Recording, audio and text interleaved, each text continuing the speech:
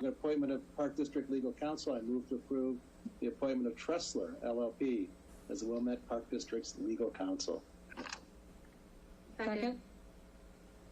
All those in favor say aye. Aye. Aye. Anyone opposed say nay. Motion passes. And the final motion is to adjourn the 2020 annual board meeting. Second. All those in favor say aye. Aye. Aye. All right. Then the next thing we need to do is commence the regular board meeting for the month of May. Before we do that, I just want to point out that while we were doing that annual meeting, we were having some technical difficulty in getting the feed to push out to YouTube Live. It is now up and running on YouTube Live, but the initial feed wasn't, but I was recording it, so a recorded version of the meeting will get put onto YouTube for people to watch come tomorrow. Good. Thank you. All right, so President Anderson, the regular meeting is yours. Thank you very much. First of all, I'd like to thank the board for their support of me as president and Julia as vice president. We will do our best to justify the confidence you have placed on us. And also the board and the Park District staff and the residents have some difficult decisions to make in some difficult times here, but we are up to it. On a brighter note, I'd like to wish all the happy belated Mother's Day to all the mothers out there, and to welcome Libby Baker back, who has been sorely missed, especially by Steve. And finally, our condolences go out to Steve and his wife Cheryl on the passing of Cheryl's father due to the coronavirus. Having a tragedy like this hit so close to home really reinforces the need for us to carefully manage our responses to the pandemic. So that was fun. Okay, we got communications and correspondence to start. We had a few of those today, a couple from Mark Weyermuller, and then also from Nancy Hoying on behalf of herself and Cindy Levine, who were co-presidents of the Wilmette League of Women Voters. They were encouraging best practices under the new reality of our virtual meetings. And Steve, if you wouldn't mind going into that and Mark's emails as well, that would be great. Sure. We'll start with the League of Women Voters emails. There were several bullet points that they requested that we try and facilitate. And I'll just kind of take bullet point by bullet point. They wanted us to give the public live access to the meetings. That's why currently we are streaming live on YouTube and also being broadcast on Channel 6 on Comcast to meet that request. We were asked to give the public the ability to comment during public meetings. We did that in a couple different ways, either in advance of the meeting via emails or at the point we get to public comment within the agenda.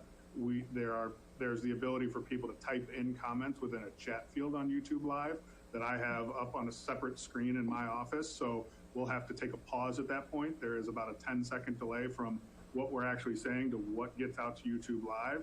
So we probably will pause for at least a minute to allow people to type in their comments, and then I will read to the board the comments on YouTube Live. This is similar to what other entities are doing in town. Put meeting viewing public input procedures on the WPD website in all relevant locations. So we had it on the bottom of our agenda. We had it on the park board landing page that you have to go to then navigate to the agenda. So we tried to put it in as many places as possible. Put meeting materials, including the director's report, on the website. We do that every month. Last month there was no director's report typed up, so there was no director's report to be added to the website. So I can understand the question, because last month was definitely odd. We just had an agenda placed on the website. And then add the 2020 budget and capital plan to the website. We did that on Friday. So all of those documents were uploaded to our website for the community to be able to view and download and review. And then read all emails received by commissioners prior to the meeting or put in meeting materials online. We put the emails in the packets that are available online on the agendas page of the park board. So those were the bullet points, and that's what we were doing to meet those requests. Any questions on that before I move on to Mr. Weiermuller's email? No. Okay. Thank you. Mr. Weiermuller asked if we could reopen the tennis courts with playing singles only to facilitate social distancing. He asked to forward the request to the board and have it appear in the minutes or public comment. And he asked me to send him all of your email addresses so he could send you email. And so I communicated with him where he could find the links to all of your email addresses on our website. He sent a couple of subsequent emails after the packet was created over the weekend. And I do believe he's probably likely going to be commenting during public comment because he inquired as to how to do that specifically in an email to me. So, and we have some more information on reopening of tennis courts in my report later on in the meeting. Do you want to go over the content of his other email, Steve? I don't have them in front of me, unfortunately. I just have the packet. Okay, all right.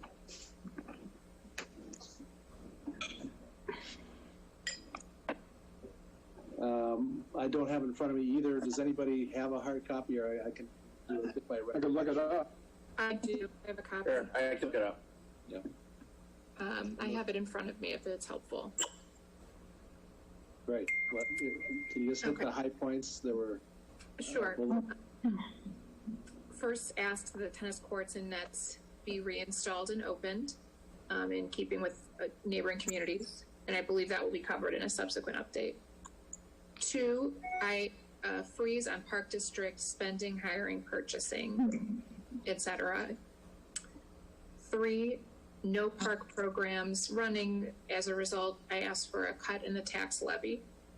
And 4, I ask that a large portion of the management staff be furloughed to save money and reduce property tax burden. Look forward to response. Mark. Okay. Steve, maybe whatever is not covered in your report, we can talk to after that. Sure. All right. I guess it's time now. Brian, you had mentioned that you had an email that was received around the time of the past board meeting. It was after, well, it was after the March meeting, before the April meeting, was from Neil and Liz Ferrari, asking for community input with regard to additional improvements to the community playfields, specifically things like bathrooms, lights. I found the email to be pretty thoughtful and not a bad way to solicit community input on those yet to be determined improvements to it. So I just would ask that we, I know that Commissioner Wolf, President Wolf responded to him, as did Mike Murphy, and Murdoch. I said Murphy. Sorry, Mike. And but I do want to acknowledge the email, and I think it would be behoove the board to perhaps discuss it, if not here, at least at a later date. That's all. Thank you. Any other correspondence received? I guess I received an email from a neighbor. I'm sorry, I'm just going to look it up.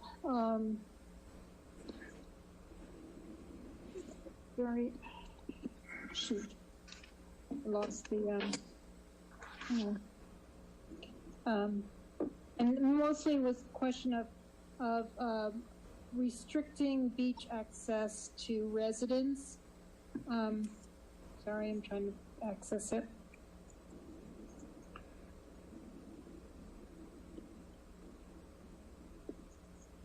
I think I can chime in. Along the lines of the email Commissioner Clark's looking for, I think there's 3, 4 primary questions that the community has been asking, and not every one of them are intended for the public meeting. They're reaching out to one of us because they know us, or they're reaching out to me or someone else on the staff because that's what we're here for.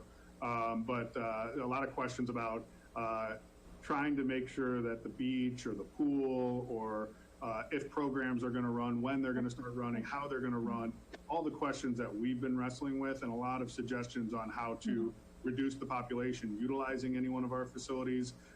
And oftentimes when it comes to the lakefront, there are the requests to make it a resident-only option. And I think we've had this discussion before.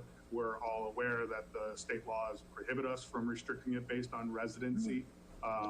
So that's obviously not going to be something we can do.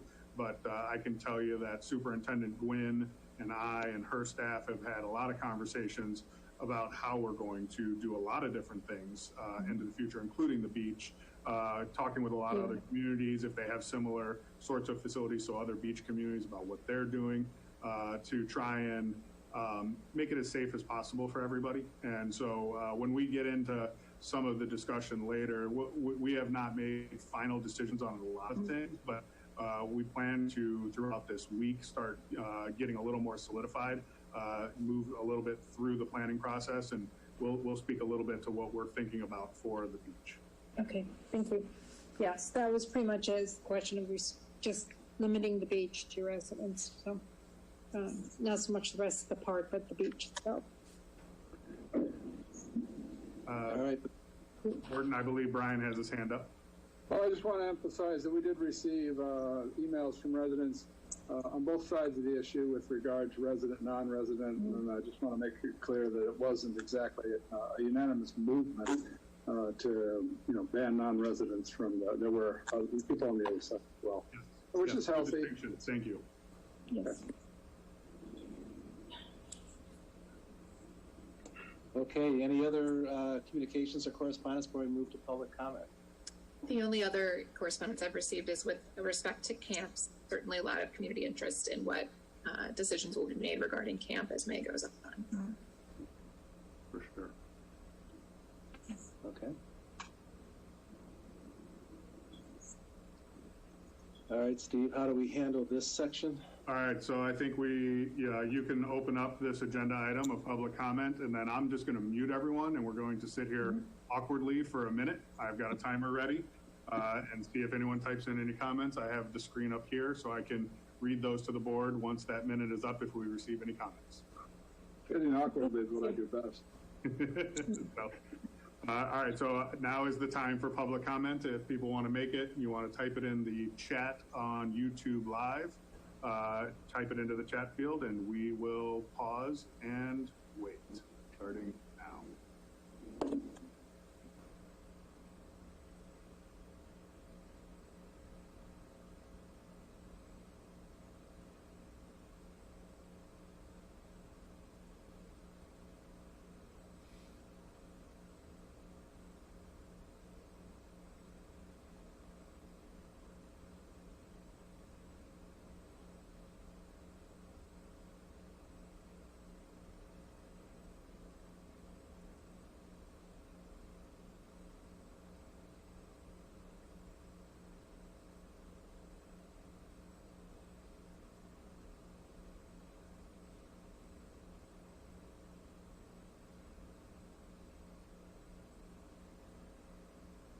We have about 20 seconds left, but I will try and entertain you. It's a little weird to look at the YouTube live feed and see your own head moving because it is delayed. It's a little creepy. What is Commissioner Erickson saying? All right, so that was 1 minute, and we did not receive any comments on the YouTube live chat. Steve, I raised my hand. Oh, I see it now. I'm lowering it. I think it would be nice next time, if we're doing this again next month, to add the Jeopardy music during that minute. It was up here in all of our heads, and we know. I think it's mandatory, actually. Yeah. These things are just going to get better every month. Okay. All right. Now we can move to the approval of the voucher list. Julia, would you mind doing the honors? Certainly. I move we approve the voucher list in the amount of $1,160,455.69. We have a second. I second. Any questions, comments? I had sent Steve some questions, small things over the weekend, not worthy of, sharing too much. But Steve, when you respond, if you could just respond to all if there's anything important. Sure. Okay. You ready for a roll call vote? I am. All right, Commissioner Abbott, Yes. Commissioner Murdoch, Yes. Commissioner Schisler, Yes. Commissioner Clark, Yes, Commissioner Wolf, Yes. Commissioner Goebel, Yes. Commissioner Anderson. Yes. Voucher list is approved. All right. And I did make the observation that the voucher list is shrinking as we get further into the month. Last year, at this time, things were going up. This year, they're going down, which is obviously intention at the moment anyway. Okay, should we move to committee reports? Since nobody met, but is there things that need to be shared? Brian, Lakefront? Yeah. So Lakefront, as the agenda says, there were no committee meetings last month. On the other hand, Steve has received the updated proposals on the lakefront with regard from the master plan, the two finalists for the master plan. Now, I'm not going to discuss the details of those proposals here. It does appear to me, and I'm only speculating, that the full board would probably like to weigh in on this, and all I wish to ask is for the board to weigh in on how we would like to do that. That's so we have the proposals, and they're interesting. And what would be the next step here? That's my question. I guess the first question that we made the assumption that the whole board would like to weigh in on the decision, and I guess maybe let's just double check that. That'd be good. Yeah. I think that makes sense. yes, Yes. I agree. Okay. Commissioner Wolf has her hand up. I guess I disagree a little. I think I'd like to see the Lakefront Committee look at both proposals and then make a recommendation to the full board. And I would take the other side of that conversation. I think this is what we're going to be doing for the next year, perhaps longer. And I think it makes sense for all the commissioners to weigh in.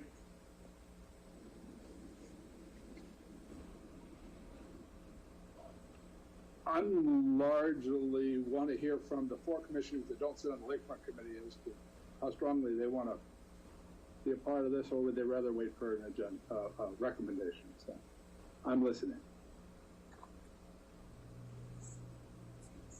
I would like to be part of it. I'm comfortable with the detailed review of the committee. I'm making my own cursory review and then look forward to the outcome of the committee's decision. All right, committee. What recommended? Well, All right, committee. Let's.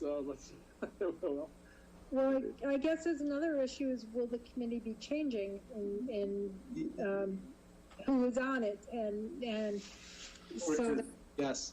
Yeah, every committee has I think one change as it's sort of working its way through here. So that would be my recommendation that, at this point, we don't even know where the committees are going to be fully solidified. We just had the annual meeting and changed the officers. So I think this is not a conversation that needs to be decided right here, right now. We can straw poll it offline. I can ask everyone their opinions, but whether we do it as a committee of the whole or the Lakefront Committee, as far as staff or myself are concerned, there's no right or wrong way to do it. So whatever the board prefers to do is what we would like to make happen. Yeah, I guess when it's split like this, I'd rather err on the side of participation and have maybe a committee of the whole meeting. That would be my recommendation. I would agree with that. I'm comfortable with that in that case. Does the board wish to hold a separate committee of the whole meeting between now and next month, or simply roll a committee of the whole meeting into next month's meeting call? I kind of think that the sooner the better. I don't think waiting until June is necessarily the smartest thing. Yeah, let me check the calendar. It's pretty open. Yeah. Yeah. Yeah, my evenings are open as well. President Anderson, Commissioner Wolf has her hand up again. Sorry. I think that it should be a separate meeting if it's going to be a committee of the whole meeting, and have it just be the focus. Okay. Yep. All right, we will work on that. Commissioner Murdoch has his hand up now. I agree with Cecilia and Amy. I think that makes sense. And I think sooner the better. All right, we will work towards solidifying everyone's calendars and making that happen. Good. And then the other thing is, I don't know if there's anything to update with regard to the shoreline erosion. I know that they've been working, but No, the only thing is they're looking to have their first kind of intake of knowledge, input, and information from the Lakefront Committee. So once that is solidified, I want to work with that committee to make sure we get a Lakefront meeting scheduled as soon as possible so we can continue the work on that. thank you very much. I have nothing else. I know you'll be talking about the lakefront later. Thank you. Parks and Rec. Mike. Parks and Rec did not meet, but I think as you've heard from Julia and from others, I think there are questions about tennis and what the plan. I know Steve's going to address that. Questions about paddle tennis and questions about camp. I think that's what we're hearing mostly. Clarification on what our plans are in those three areas. All right. Golf. Yes, as well, the golf committee did not meet. However, golf opened on May 1st to much fanfare among the golf community. Opening weekend was nearly sold out with full participation, and I understand that as weather permits, the participation has continued at a high level. There are some lessons being provided, within the realm of social distancing, and I'm sure there's much interest in seeing what the next several weeks brings. They are following fairly stringent rules regarding the play of golf, and as it's my understanding, there's been good compliance overall. Great. And again, the Finance Planning and Policy Committee meeting was not held. There's a lot going on, though. Well, first of all, Sheila Foy started, oh gosh, maybe 6 or 8 weeks ago, I think. Steve, you can correct me if I'm wrong. And she's obviously been thrown into the fire quickly here. They're still finishing up the 2019 audit with Lauterbach and Amon. And they got to start working on the year-to-date 2020 financials. We haven't seen any financial statements yet, and obviously things are moving quickly there and not necessarily in the right direction. So, we need to get to that as quickly as possible. So that'll be a focus of the Finance Committee and myself with Steve and the Finance Committee during their meetings as well. Okay. Any unfinished business? Before we questions? Move on and before we get to Commissioner Abbott, who has his hand up, we did get a comment during public comment, but it wasn't up on the screen at the end of our waiting period, but I do want to read it since it came in for the board to hear. It's from Mark Weiermuller, and it says, Steve, as resident-only beach, you charge much more for more non-residents. Kenilworth and Lake Forest do this. Zone parking near the beach. Thoughts? Could you read that again, please? Sure. It says, Steve, as resident-only beach, you charge much more for more non-residents. Kenilworth and Lake Forest do this. Zone parking near the beach. Thoughts? So I think it's along the concept of the resident versus non-resident access to the beaches and how effectively other communities try and achieve that by way of parking restrictions in and around their beach facilities. And But this is I not an uncommon thought or comment by people in the public. And the reality is the parking restrictions outside of the park are outside of our purview, and the village has heard and considered and multiple times in the past. Don't know if different decisions would be made upon further review or further consideration, but it's not something they've been inclined to do in the past. Commissioner Wolf has her hand up. I was just going to ask, do all the other beaches that he mentioned, do they have the same restrictions that we do as far as resident and non-resident, given that our land is leased to us from the MWRD?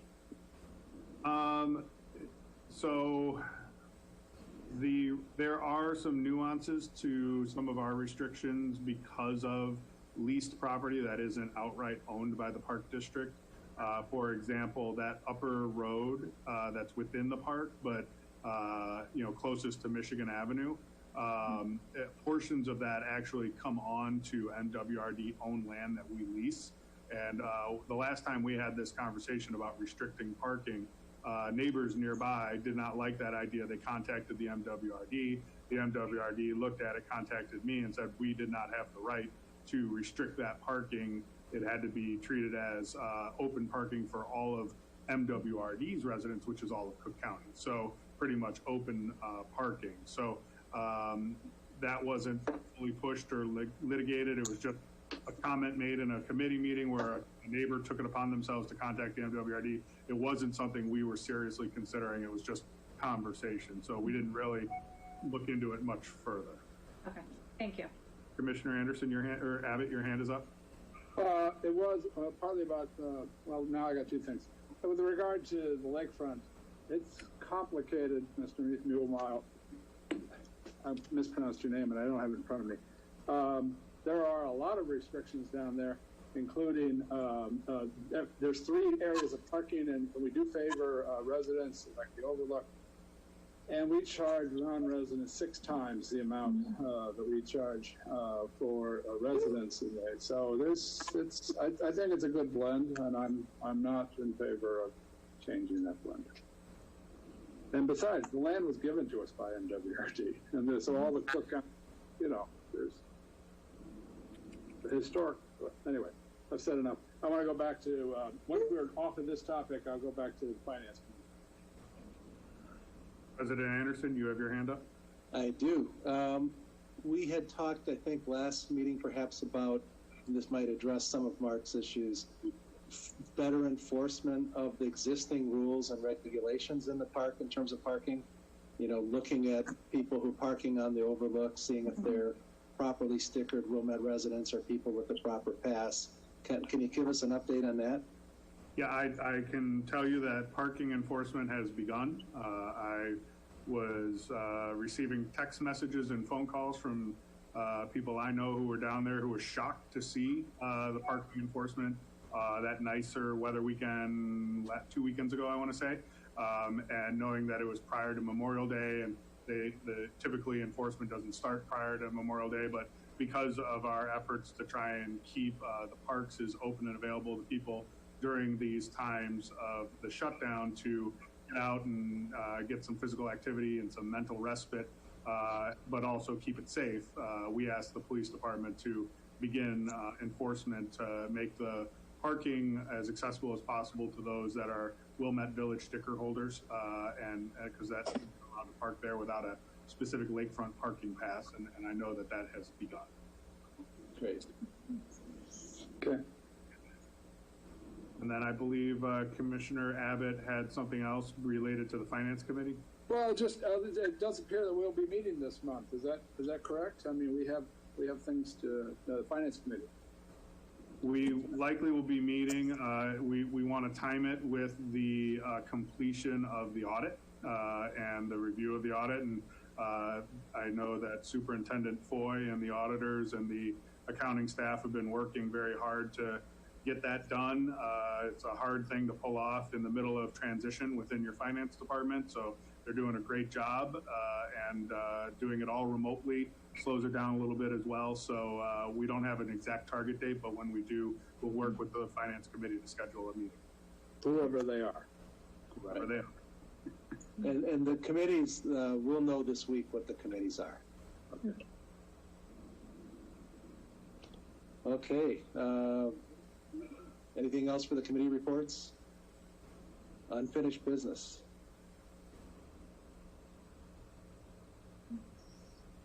Nobody, no unfinished business? New business, COVID-19. Sure. Staff update. So this is going to be somewhat of a tag team effort between myself and superintendents, jumping in and assisting and augmenting whatever I don't say. So they should feel free to cut me off and add to it as they see fit. So basically, I have a lot in my director's report that you have in your packet and that can be found online. And I don't mean to read it to you, but I'm going to be kind of using my guidepost. So the parks in general, we've kept the parks open and we have closed off of park amenities such as playgrounds, basketball courts, tennis courts, fitness equipment, items of that nature, grills, things like that. But we are looking at possibly reopening the tennis courts in the very near future. We had originally targeted, when this conversation started last week, today actually is our reopening day. But we figured since there was a meeting tonight, we would at least give room for differing opinions on the board that might lead to slightly different ways of doing it or not doing it. So we're ready to go. We're ready to open. We have a litany of guidelines that our tennis staff and Superintendent Gwynn have worked out to ensure safety, requiring singles only and bringing your own balls, marks, so you're not touching other people's equipment, so you're not sharing equipment and things of that nature. Emily, I don't know if there's anything more on tennis courts in particular that you want to add, but we're looking to open all of the courts at every one of our locations. We are going to have staff in place that are roving between locations to make sure proper usage and proper guidelines are being adhered to. And we're going to be making the courts available on a reservation basis. And I've now exhausted my detailed knowledge. So Emily, I don't know if there's anything more you want to add. Nope. Okay. Any questions in particular on tennis courts before we move off of them? And do you have a general timeline as far as when you hope to do this? We're ready to start tomorrow. Okay. So perhaps open tomorrow then? I think, real quick, not to correct that, but I think that we're going to shoot for Wednesday morning. There's some maintenance we want to do to the courts. We want to remove all of the permanent benches and affixed congregating areas around the courts first. So we have a couple of housekeeping items to take care of before we open it full-fledged. So I think Wednesday morning at 8:30 is our targeted, just to make sure that everything's up and ready to go. Everyone knows about the reservation system, and we've gotten a press release out about it in social media so that everyone knows what to expect, what their guidelines are, reservation system, all that to the best of our ability. I somehow missed that press release. Can you forward that to me if you don't mind? It's not out yet, so we wanted to make sure we went through this meeting tonight. We wanted to make sure we got all this solidified before we solidified that. So we'll put that out tomorrow morning. Thank you. Hopefully by lunch, and then we will also do a push on social media so everyone knows what to expect and how to access the court, so it's all fair. And then we will start Wednesday morning at 8:30. So it'll be from 8:30 a.m. to 6:30 p.m. every day. Excellent. Thank you. And will people be able to make reservations first thing tomorrow morning, or when will they be able to start doing that?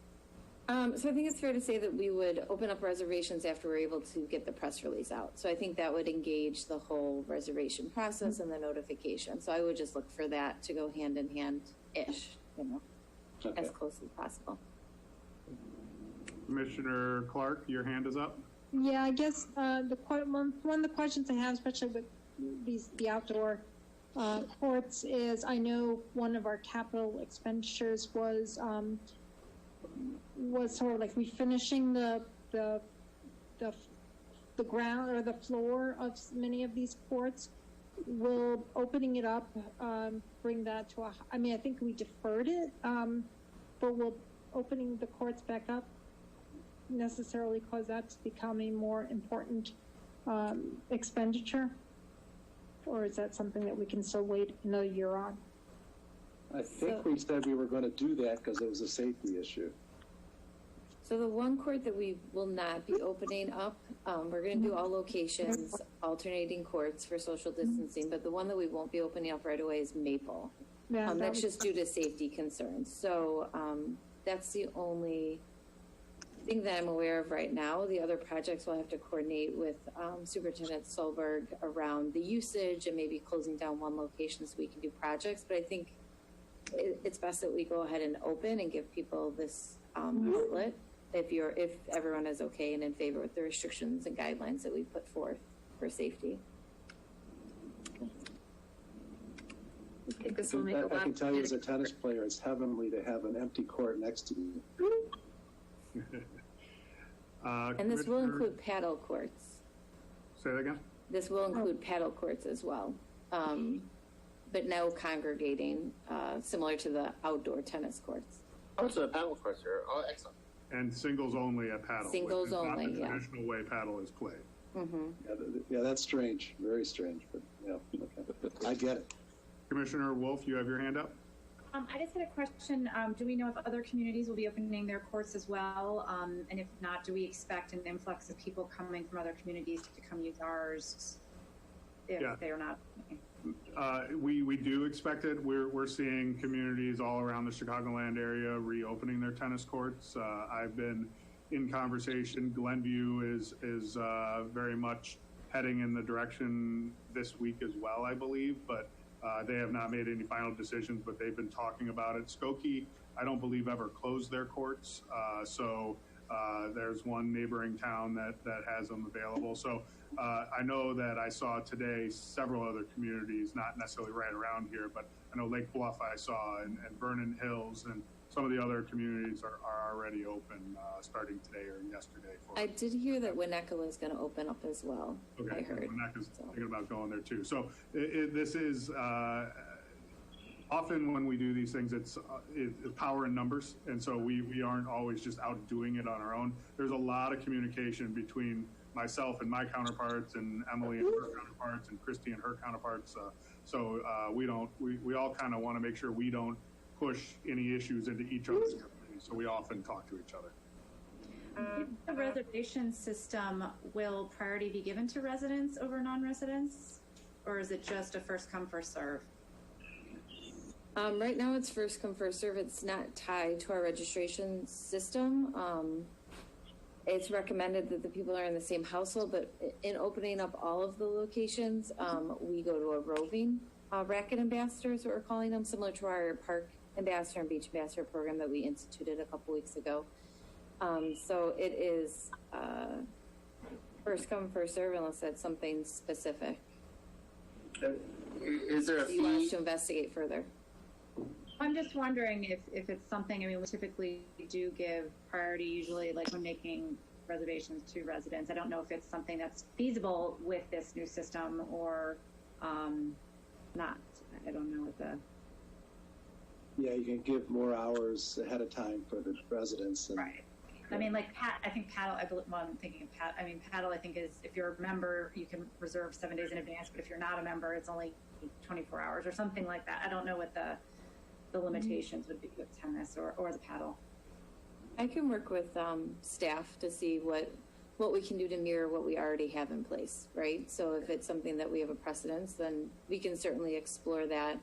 We're using a new reservation system that makes it a little bit more mobile friendly real quick, just so that people can hop on and check the court availability before they go out there. So I'll work with Jason and we'll try to create some consistency with what we already have in place. Great, thank you. And is there some sort of fee associated with the reservation, and is that the same for both residents and non-residents? There is no fee for the outdoor tennis courts. Any other questions, comments, concerns about the reopening of tennis courts? So what I would like to add to that is obviously when you open one park amenity, the questions come about other park amenities. And so we want to do this in a controlled, monitored sort of way, similar to what we've been doing within the parks over the last several weeks and at the beach with our park ambassadors and our beach ambassadors. So we're not looking to reopen everything all at once, but I can tell you other questions about other park amenities like batting cages, putting up the nets and the protective equipment there. Things like the skate park would be another natural question that people will have. And these are all things that we are thinking about and considering, but we're not looking to do too much too quick. We want to be able to roll things back if we're starting to see risky behavior and social distancing not being adhered to. So we're going to start with tennis and then move from there. Commissioner Abbott, I believe your hand is up. Simply want to endorse that approach, cautious and deliberate reopening of these facilities. I think I completely agree with you, and I appreciate the thoughtfulness that's gone into this. I also want to say I'm running out of power, even though I'm plugged in. So at some point, this may go down, and I may come back on my phone as quickly as possible. So if that happens. Thanks for the warning. Sure. All right, moving past tennis courts and park amenities, I do want to talk, and I didn't remember to include it in my written director's report, but another common question, and I think a question that this group asked last month, is about the Independence Day celebration down at Gilson, where we usually do the big fireworks on the 3rd, and usually there's a run of some sort, and then we have games and the food vendors and the entertainment on the stage, and whether that's going to happen or not. I've been in communication with nearly every community around us, stretching beyond us, and it is pretty uniform that there's no way that anyone's going to be putting on a fireworks display and inviting 20,000 people to get together and watch that display in a park, even if that park is Gilson Park, which is 60 acres. So I think, that we as a group need to decide that that's not going to happen, and use this platform as well as our communications and our press releases to the community and inform them that there will not be an Independence Day celebration this year due to the restrictions that are going to still be in place that will not allow for it from the state of Illinois to begin with, let alone what's probably smart and safe and conscientious from a scientific point of view. Yeah, I mean, Pritzker today said now the peak may not come until mid-June. So, I mean, and July 4th is 2 weeks later. I just don't, we just are not going to be in a situation where there are falling cases, and I just don't think we can risk that. Louisiana, New Orleans being a hot spot because they didn't cancel the Mardi Gras parade. So I'm not sure we can go ahead with this. That's similar to our thinking. Yeah. So, okay. Any other comments on that from anyone, or we'll continue talking about other items? All right, moving on. As Commissioner Goebel reported, the golf course reopened. It was one of those perfect storms. The state of Illinois chose May 1st to be the day open, and May 1st, 2nd, and 3rd were gorgeous weather days. So everyone who was looking to get out, who's ever swung a golf club, was looking to make a tee time. Tee times filled up within minutes after we opened them up for the entire weekend.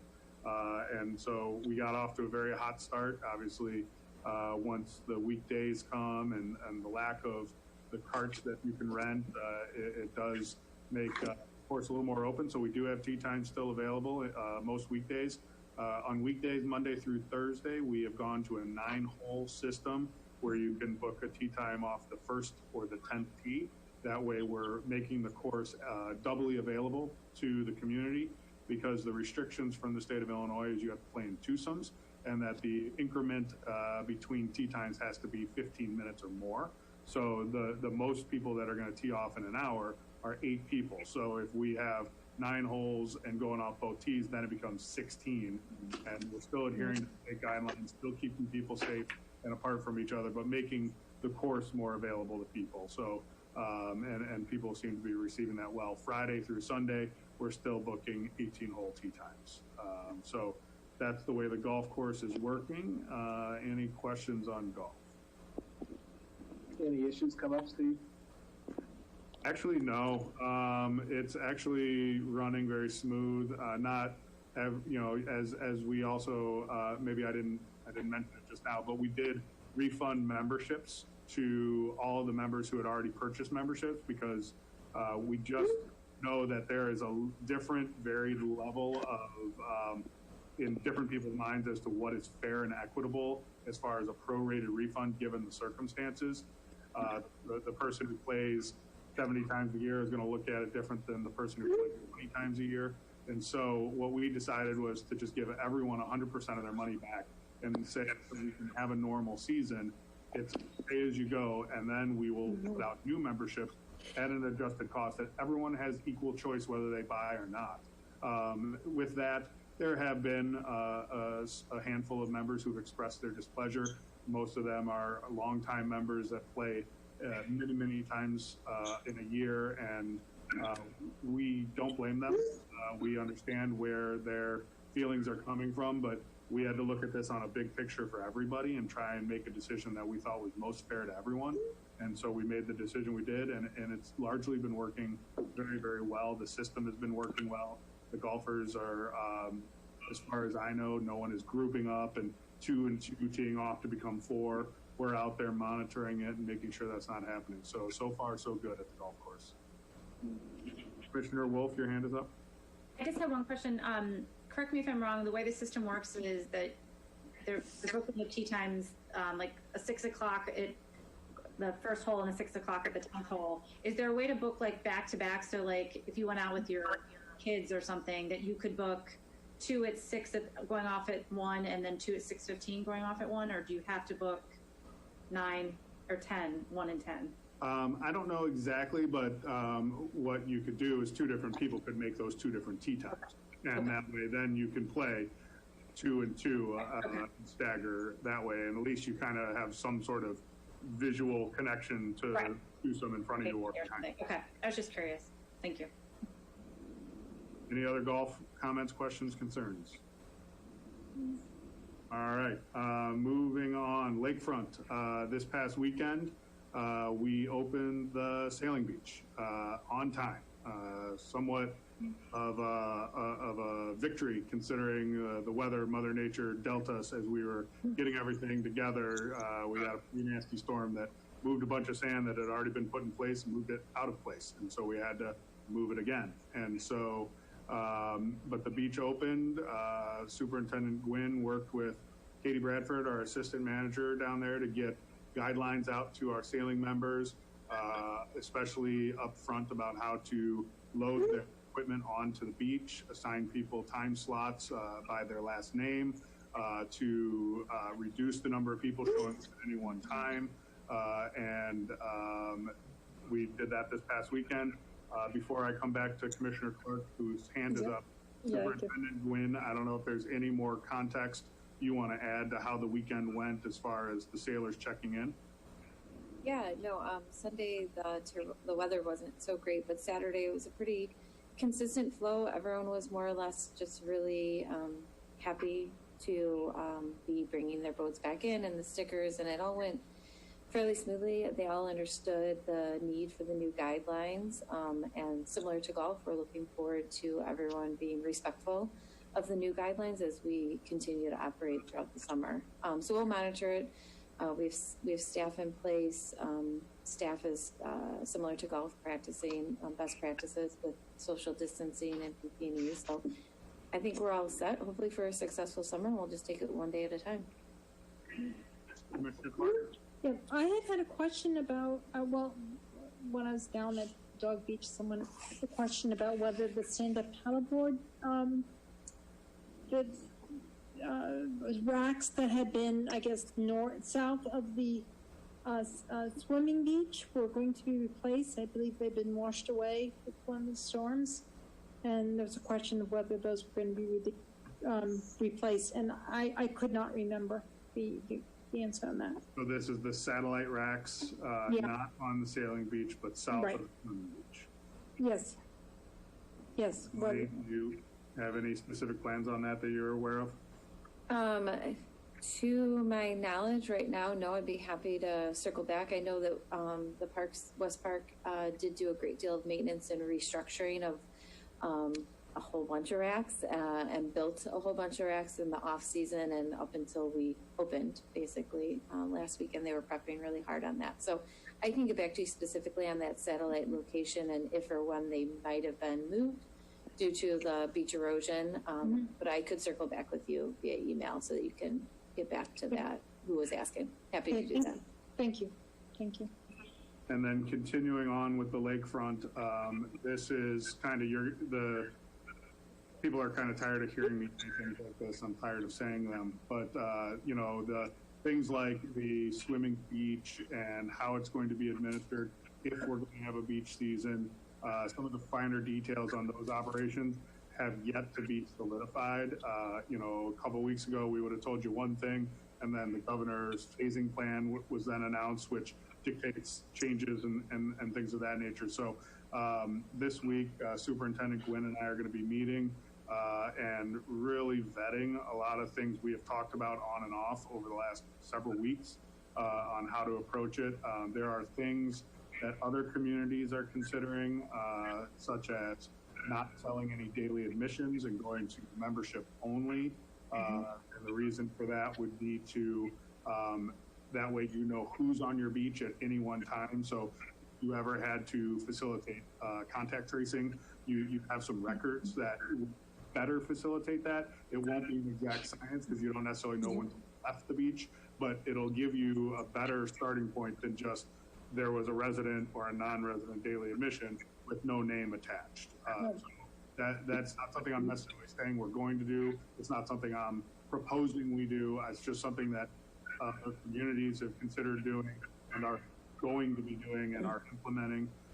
Also, another idea that is being discussed by the other lakefront communities is, you know, whether or not having lifeguard staff on duty or not is the right thing to do. How do you complete a record, maintain social distance is a good question. And I know that Superintendent Gwynn is looking at all sorts of guidelines from all aquatic groups and what sort of equipment could facilitate that. But there are communities that are going to say swimming is at your risk and no lifeguards on staff, not hire lifeguards. So that's something else that we're going to work our way through and talk about. And you know, we're planning on spending a lot of time together Wednesday to really work through this as well as a lot of other things we're about to talk about here. So we are working towards other operations, not just sailing beach.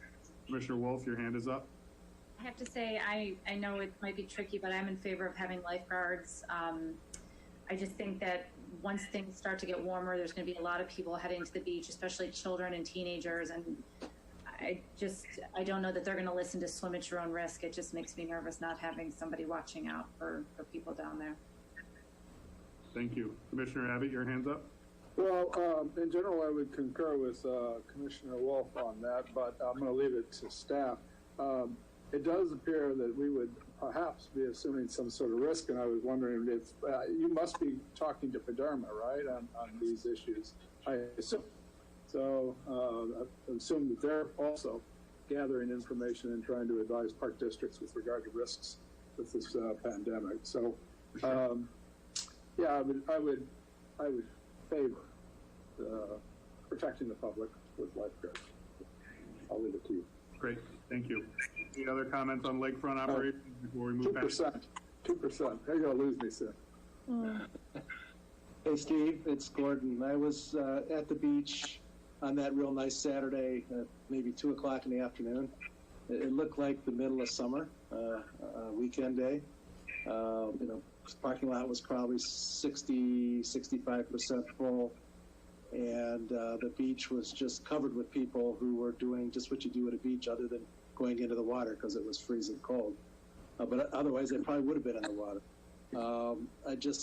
There was not a whole lot of social distancing going on with the younger crowd, and not having lifeguards there, whether it's for people going in the water, or for helping to make sure people are doing the proper social distancing. I think you got to have something there. Otherwise, you know, you're just aiding and abetting spread of the virus, I think. Great. Thank you. Like I said, these are all things that we know other communities are considering that we're going to talk our way through. So your input helps inform those discussions. So thank you. All right, moving on from Lakefront. I think in general, we're starting down this dialogue of no decisions have been made. We're looking at all our options. We're looking at the governor's phasing plan and how we can operate in a phase 3 or a phase 4 environment. And I think the topic is summer in particular, that we really want to work through.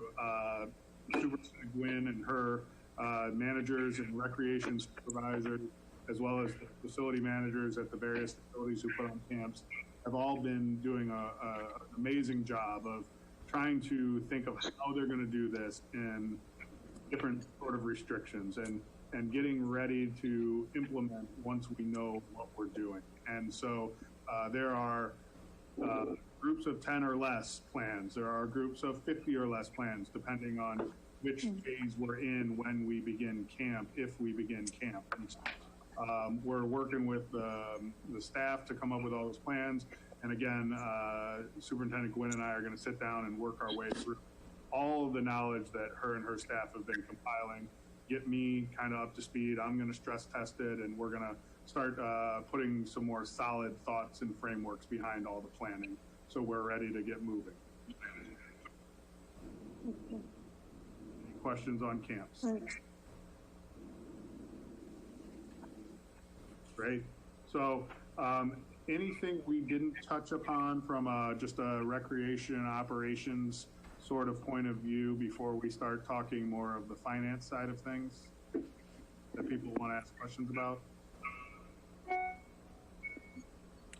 All right, seeing none, moving on. As we talked about last month, we deferred most of the capital projects that were slated for this year. And you can see in your packet that we sent along an updated version of that based on the conversation last month. And so the bulk of the projects are deferred. Things that aren't deferred are things similar to what we started the meeting talking about, the 2 different lakefront planning projects, things like that, that the board decided it didn't want to put a halt to at this point, especially something like shoreline protection, because that's, you know, preserving assets and things of that nature. So we don't really have any major recommendations or changes to where the board left it last month. I did include in my board report that based on the conversation last month, I believe Commissioner Clark was expressing some interest on the LED lighting project at Centennial. Because of that, spent some time, Superintendent Solberg spent some time looking at quotes that were left for her by her predecessors, as well as obtaining additional quotes for the work. And what we have been able to achieve, or what Christie's been able to achieve specifically, is that the quote has pretty much been cut nearly in half. So it was right around $20,000, and now it's at $11,000. And that's a 2-year payback on that project. And we did have a budget of $60,000, and it was all marked as Centennial lighting. But when Christy started looking at her quotes, there were quotes for lighting over at the Community Recreation Center as well, that she followed up on those quotes, got additional quotes. That price also came down, but the payback on that is a little bit longer term. It's not 2 years, it's more like 5 years. So that's just the 2 quotes we have. But right now, the only thing we wanted to bring back to you was specifically the Centennial lighting project, because there was so much discussion last month about the topic that we wanted to let you know we've done a little bit more due diligence, and it's $11,000 with a 2-year payback on the electrical savings. Commissioner Wolf, I see your hand is up. Given the fact that it's coming in at a good rate, I'm in favor of doing that. I think it's a good time to get that done. I did have another question on this. We had talked last time about the cargo van. I see that's still ongoing, but I believe there might have been some discussion about trying to put that on hold. Yes, I should have updated that. That's okay. I just wanted to point that out. Cargo van and administrative vehicles were both ordered, but they were able to be halted. So we will not be purchasing those or taking those in. So those should be moved to deferred. Thank you. Good catch. Commissioner Murdoch, I see your hand is up. I guess just picking up on the lights again, I understand that a 2-year payback, it would be crazy not to do, but I think a 5-year payback is also a great return. I think we should consider both lighting projects at the same time, and I'm wondering if there are any economies of scale doing both of them at the same time. I don't believe there are. They were quoted separately, so there's no necessarily economies of doing them both together. I think maybe we want to have the rest of the conversation on the finances first, and maybe we can revisit that then. So, sure. I'm not sure how to have the rest of the conversation on the finances because, as we talked about, transition within our accounting department, especially with Superintendent Foy coming in on the fly in the midst of doing an audit, trying to get things caught up by the position being vacant. We don't have, as you pointed out, Commissioner Anderson, year-to-date financials in place. I can tell you that looking in our system and looking at an income statement year-to-date without having, everything reviewed by Superintendent Foy, we're in a deficit position. And at this time of the year, last year, we were at a surplus position of about $6 million.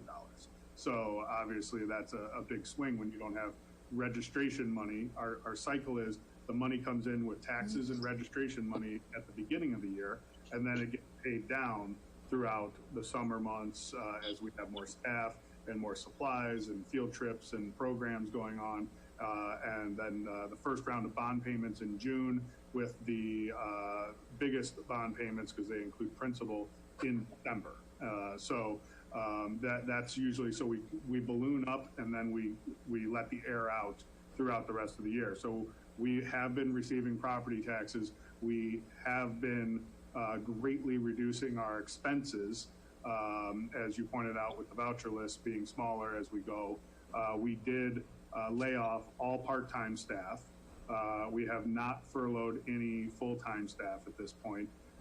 And so we are doing what we can to limit our spending to what we are terming essential spending internally. A lot of things aren't being spent, which is why the voucher list is getting smaller. Yeah, and I guess if we recall last month, we sort of looked at having a really weak summer as being sort of a worst case scenario. I think that's moving to a most likely scenario. Yeah, it's getting much more likely, correct. Yeah, and so the idea of spending any money we don't have to on like a 5-year payback on a capital, I wouldn't do that right now. I would do the 2-year personally, but a 5-year payback at this point, given that we don't have a whole lot of cash coming in and we still got pretty steady cash going out, even without a capital, or at least a lot of capital. I'm reticent to be spending money that we don't have to at this point in time. Commissioner Goebel, I believe your hand is up. Yeah, my hand was up with respect to the lighting, and I appreciate Superintendent Solberg looking at that a second time to find a better solution.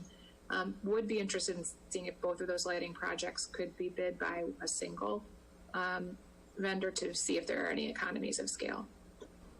We received quotes on both projects from multiple vendors. So the lowest price is coming from the same vendor. Okay. Thank you. Commissioner Clark, your hand is up. Yeah, I guess my other question, especially with, I guess the CRC, is can we reduce the amount of lighting? I mean, not in terms of changing it to LED, but can we reduce the amount of time that lights are even on to as a reduction in the amount of electricity being, and would that help at all? Can that be done? Well, yeah, I think we get to determine the schedule of the lights. So I think the answer point blank is yes, it can be done. The things that need to be considered is just general safety and whether that's, the right decision. I can tell you that when we've talked about reducing lights in other areas, police department has asked us not to, because it allows them to make sure these areas aren't being misused in the middle of the night and things like that more easily from their squad cars as they pass by or pass through. So we would want to work with them, get their opinions before we really alter the schedule. Yeah, okay, yeah, makes sense, yeah.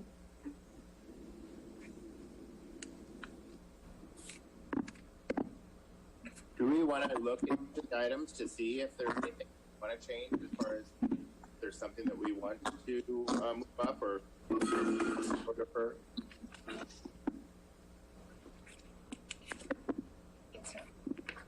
So I guess the question is, anything here, Todd, you sort of broke up. Were you saying that anything you want to move from deferred to something we're going to do, or the other direction?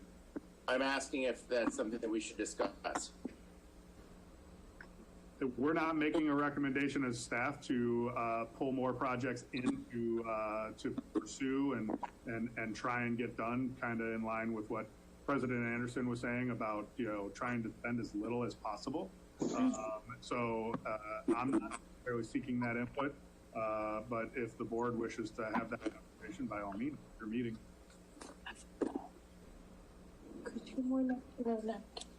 I guess if anybody had any comments on the list, one way or the other, this would be the time. I don't think we want to go item by item, though.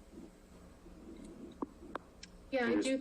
There's some interest in revisiting the cart paths if we can find the return on investment. I recognize that this is one that is tenuous, knowing that this is a different kind of year, and yet we know that there is some increase in traffic at the course due to the fact that Northbrook Sportsman's Park is under construction. We've already understood that there is an interest in additional members or, non-residents joining as a result. I don't know that the payoff is as short as 2 years, but I recall that the payoff was significant in time. So I wanted to open that item to see if there's any other interest in discussing it further. I can see a benefit of, I just don't want to miss the opportunity to do that this year. I mean, we've already screwed up the golf season this year. I don't want to screw up the golf season next year as well. And I could see it putting us on better financial footing next year. So I would be in favor of maybe pursuing that. Commissioner Murdoch, I see your hand next. Yeah, I would sort of pick up on what Julia and then Todd were saying, that it seems to me that if we do the construction this year, it will probably be less expensive than next year. That's obviously an unknown. There's probably some savings there. In addition, what additional revenue we generate, and I know that Steve had one model and Gordon had a second model. Either model suggested a significant return and some additional investment, which effectively, by doing it a year earlier, reduces the effective cost by that amount. I think Todd's point that we already have a less than optimal year this year, and so getting the construction out of the way so we don't have an issue this year and then another issue next year. And then Julia's point about how we're going to have some pretty serious competition coming online next year, all would lead me to believe that this is something that we should consider.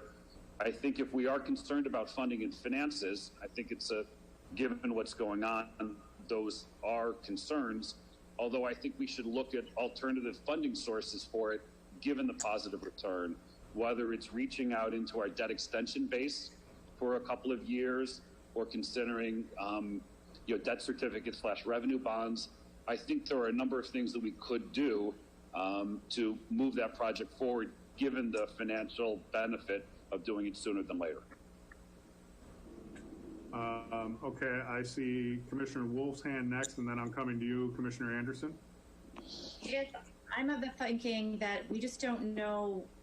I mean, I think this is going to be a good project once it gets done. I don't know that this is the year to do it, given the huge financial uncertainty. We don't know if this virus will come back around in the fall and that'll impact play, or we just don't know what's going to happen. So to take on such a large capital expenditure at this time, I guess I'm just not comfortable with doing that until this whole pandemic situation is better in hand.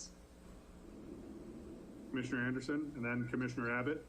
Yeah, I think my recollection of the payback on this project was that it was fairly long, and I want to say like 7 or 8 years. So the return wasn't great. It was sort of part of the plan to, make our course the best public course around. But in this environment where literally, we are very unsure of our revenues for the next several months, and spending that kind of money this year, I think is without even having projections and what we, haven't even modeled out what's going to happen in 2020 based on what we know today. I would be reticent to do that until we look at the analysis we did before, and there were a couple of them, as Mike pointed out, but also look at our projections for this year and run a few scenarios, because we don't know what's going to happen. And honestly, we're worse off now than we were thinking we were going to be now a month ago.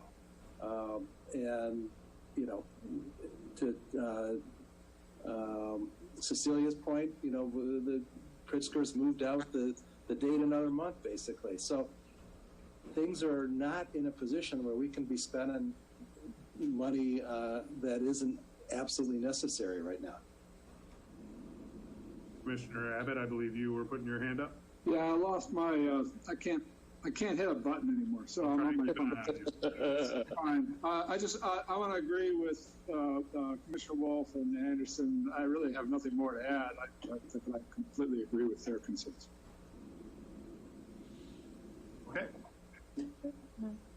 That sounds like a pretty split decision.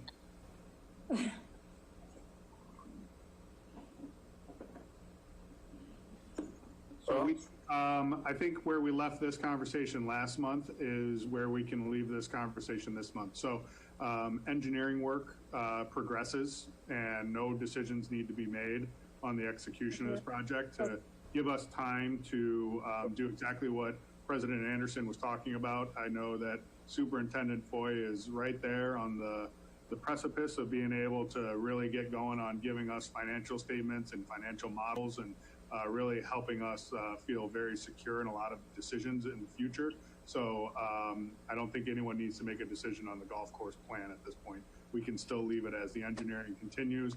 I know there were some sections that needed some survey work because they were in floodplain areas. So for permitting, they needed to be surveyed for the work. And I saw the surveying crew out there last week. So I know that work is continuing. So we don't have to make a decision here tonight. Okay, good. All right. Sorry. Anything else on capital projects? When would we have to make a decision, by the way, Steve? Let's see, we're sitting here in May, October, probably by the end of June, to give ourselves time to do the next meeting, the bid project. Yeah. Okay.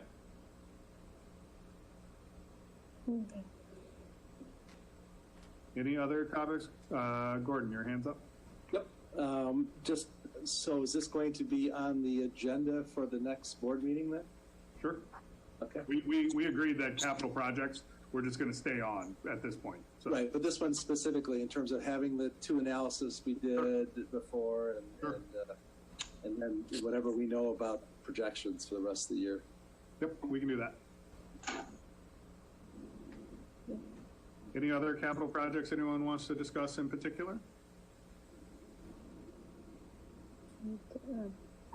All right, so I'm going to grab my agenda here and take a look. I think that kind of concludes the staff report. I think Emily has an update on tennis court reservations that she wants to give us. And I'm trying to unmute her, and it's not letting me. Just to circle back to that, the outdoor tennis reservations has always been resident only. The drop-in is for non-residents. So that is what was set years ago, and that's what we will continue for this summer. It's just an electronic reservation. You used to call in to the tennis center and all that kind of stuff. So it's resident only, and then drop-in will be for non-residents. So non-residents can still check the app, see if there's any courts open before venturing out, but again, reservations will be for residents only. Thank you. Commissioner Wolf, your hand is up. Quick follow-up to that. So if someone makes a reservation, they get to the court and someone else shows up, is there a way for them to like show it on their phone that they actually have the registration or the reservation and that the court belongs to them? Yeah, that's the mobile reservation system plus the roving ambassadors. Okay. So our full-time managers and full-time pros are all acting as those roving ambassadors, and we can add more if need be. If we see that we're hitting a lot of conflicts during really nice days, you know, we can react as needed, but yeah. Okay, perfect, thank you. Mm-hmm. Commissioner Clark?